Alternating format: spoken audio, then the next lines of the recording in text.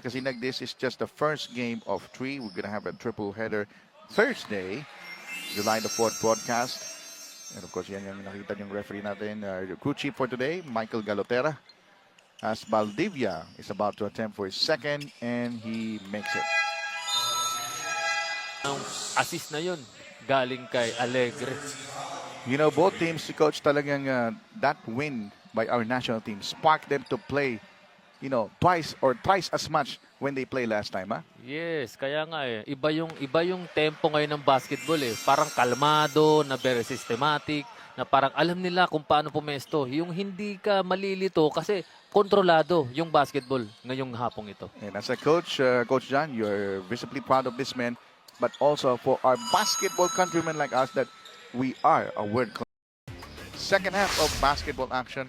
First game of our triple header, July the 4th. Itong number 4, no? Talagang July 4th, 40. Tatlong games tayo. Zamballa has been scored. Corner pocket is good for Valdivia. Grabe naman yun. Ibang-iba ang kumpiyansa ng Vertex ngayon, partner. Put it up. And out. Third effort, Valdivia. Ang ganda ng pasensya netong Vertex. Hindi sila nagsasawa. Puts it up. That's short. Valdivia. Nakiraan. Nice screen. Yes, napakasipag nitong mamang to. Nakakadalawa na yan. Sipag-sipag lang. At ayun nga, laking tulong para sa Vertex yun, partner. Ang mamang ito hindi pa natatapos. Valdivia, napakaganyan ng kanyang putok. At ayun nga, sa third quarter. In Las Piñas City, continuing coverage of your Sinagliga Asia Junior World Showcase. We see Marvin Valdivia's fine performance tonight. Or first, rather, on the previous game from the versus GDL Construction, 16 points, 3 rebounds, 2 assists, 2 steals.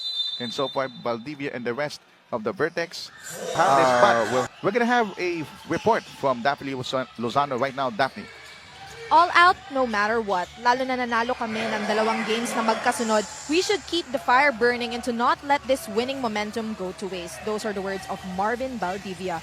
The Vertex Maritime must unleash their inner beast if they truly want to win. Knowing that VPD Trading is full of surprises, it should not be forgotten that the Vertex Maritime can do the same. Hence, the both teams giving us an exciting match for tonight with their exchange of points every possession. Back to you, Ryan and Coach John. Thank you so much, Daphne. Coach John, speaking of surprises, can you take us through of this third quarter stats? That's simply amazing as we see this 3-point shot by Valdivia. Yes, partner. At ito nga ang kanilang nangyayari sa stats na to. Ang BP